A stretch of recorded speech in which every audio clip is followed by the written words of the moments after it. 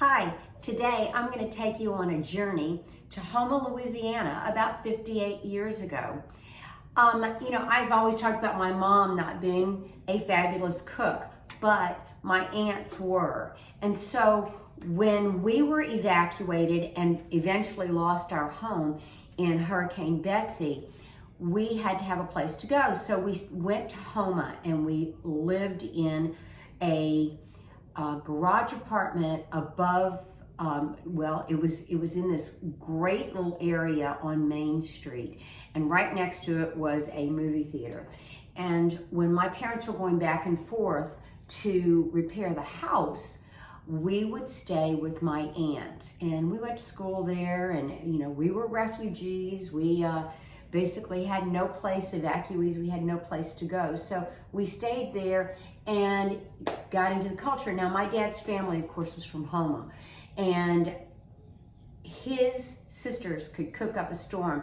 The one I'm talking about today is my Aunt Tibby, and this was like an eye-opener. Aunt Tibby made round steak for us. Of course, Mom made round steak, and she cooked it where it was like leather because that's what she wanted. That's what she wanted to cook for Dad. But Aunt Tibby made a round steak that was different. And so today I'm going to talk about this. Now it's gonna be a long video, but first of all, I want to tell you what I've got here. I've got a 2.25 pound piece of round steak, which I vacuum sealed. And the good thing about vacuum sealing is that you can pound out the steak in here. Now it has opened up a bit, but I've been sitting here pounding this out, and it has really spread out. So we got that going. In fact, I just busted the bag. But, so we pound it out to make it thinner. In this is my Cuisinart, and it's a multi-cooker. So I could do this on the stove. It's gonna take 3 or 4 hours. I could do it on the stove, but I'm gonna do it in the Cuisinart because it simplifies it and makes it safer. Anything that I can make safer and cook a long time, this is perfect. I don't have to keep an eye on it because I know it's going to be fine. So we started off here with the steak. And as I said, I went ahead and just beat it to death. I've got over here, I've got 3 very, very large onions sliced and want them nice and thin. In this pan, I have flour. Now, I have this Cajun cookbook, which I love. Peggy Sills gave it to me, Peggy Harrison now. And it's basically got the same recipe that my aunt did. Now, you can vary it to what you need. In fact, one of the recipes has tomatoes in it. This one's not gonna have tomatoes. This is just gonna be basic, and we're gonna serve it over white rice. I'm gonna take this steak out now, and I am going to put it in the flour. Let's get this out of here. And a vacuum sealer is really nice because it allows you to save your food, and it's great. After you get things cooked, you can put them in there and freeze it. So I want to make sure, I've really beat this steak to death. I want to make sure that we get it nice and coated. And we're going to put some salt and pepper on it now. But wait, you'll see in a little while what we're going to do with this. So we're going to put a little salt and pepper. There we go. We're going to use black pepper right now. But we also are going to incorporate some crushed red pepper in it. Let's get this on this side. In my Cuisinart, I have 3 tablespoons of oil. So they used to use lard, and they used shortening and that type of thing. Today, I'm going to lighten it up by using half vegetable oil and a half of the extra virgin olive oil. I want to make it a little bit lighter. We need to be thinking about our health. Back then, people didn't have a lot to eat, so it didn't really make a difference. But nowadays, we just have everything in the world. We can just go out in the refrigerator and pull it out. So anyway, I wanted to cut back a little bit on this. So we get this steak all nice and coated. Make sure all that flour goes into the nooks and crannies. Now I use a little bit more than what it's called for in the Creole cooking book, and that's because I want my gravy to be a little bit thicker. And I know my aunt did also. And I will have the recipe on the food blog, which is at www.cabeuser.wordpress.com, coming up in the next few days. So we've got our steak all nice and covered, even the sides there. And we've got the oil heated up to 375. And I heated the pan first and then added the oil. So we're gonna go ahead and put this in here, just like that. Now, we're going to take all of these onions and surround this beef. What we want to do is brown that beef. So you can hear that sizzle, and I know you can see it because it's high enough. So we're going to leave that in there about 3 minutes. I'm going to turn the video off right now and let this cook for a little bit to try to get some brownness on there. I'll come back in a bit. So we're back after about 5 minutes, and I can smell the aroma of those onions and that meat. And I remember when my Aunt Tibby did it, it was at a little small stove in this garage apartment, and she was working with a cast iron pan. And as I said, we're not going to do that. We're going to use this to make it easier. But I remember when she braised this meat for hours, that we were just salivating, and it was like, oh my God, the aroma in this little apartment was unbelievable. And it really made a difference in how I started thinking about cooking. And I was only 12, so, you know, I believe that seeing how she did things in comparison to how my mom did things really made a difference. So what we're gonna do now is turn this critter over. I'll let you see. Oh yeah, oh yeah. So can you see that browning on there? Now, some of the onions have fallen into the place. We're gonna move some of those over, get them to the side, and we're gonna stir them up a little bit. I'm gonna try to let this brown on this side. Now, you see I've got my hand in there. It's okay, it's not that hot. All right, so we've got that going. That flour, that little bit of flour that we use to coat the steak will eventually start to make a gravy. So we've dredged the meat, we're cooking the meat right now, and the round steak is a very tough piece of meat, and you need to give it that longer cooking time.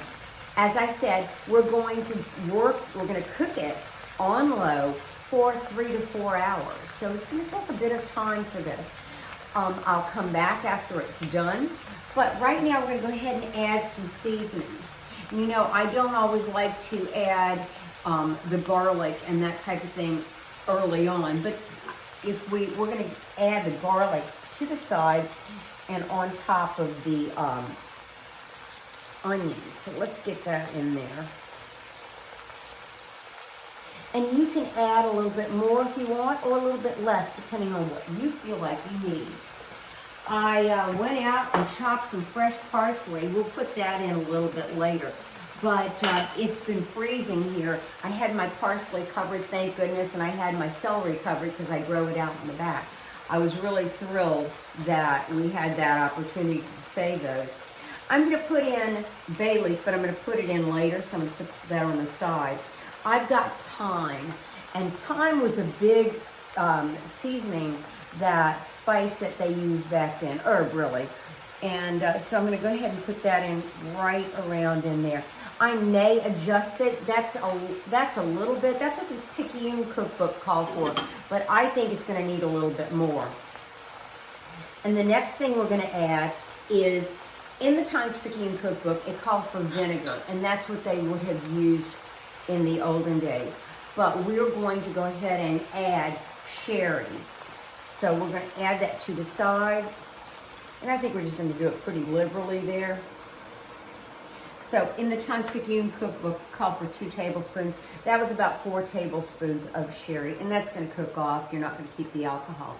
We're going to let this cook for a little bit, and then we'll be back. So we're back, and it has browned. Oh yeah, it's good. The onions have started wilting. The aroma, as I said, is wonderful. We're going to now add the two bay leaf. And I grow my own bay leaf in the back. You can get a tree. I mean, it held up during the freeze. All this time, this has been on 375. Excuse me. So all this time it's been on 375. We're going to now turn it on slow cook. So I'm going to go ahead and do that. And we are going to set it now for 4 hours. During the meantime, I'm going to add some crushed red pepper. And you know, we like our spice. This is not in the Times Picayune recipe. So don't get crazy if you don't like it. We're going to add additional black pepper. And I see that gravy starting to thicken up in there. Got to be careful though on your salt, because I am using a beef base. And beef bases are very salty. Now, if you made your own stock, or you bought your stock at the store, you can just use it accordingly. This, you have to be very careful.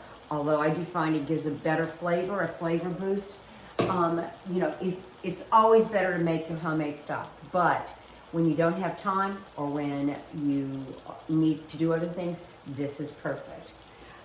I'm going to take about a cup of this right now and pour it directly over the beef. So that beef has that flour on it, and that it's got a little bit of a crust. We're going to give that a stir. I don't know if you can see. The gravy is starting to thicken up. Now what we want to do is have enough liquid, and I think we're going to have to add a little bit more, to make sure that the liquid is up around the beef. So let's put a little bit more. It's always better to have a little bit more. We can cook it off if we need to. Put that in there and give it a good stir.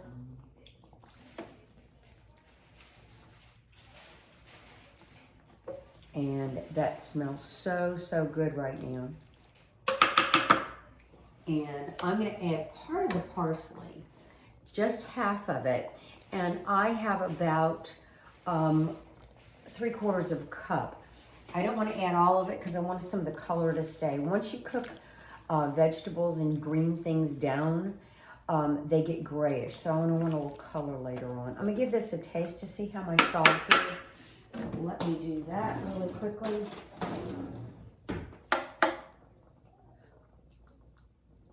It's nice. I think that I will put a little bit more thyme in it, but we're going to shut this thing, we're going to cover it up, and we'll be back in a few hours. So take care, and thank you for stopping in. Here we are, just a little bit before 4 hours.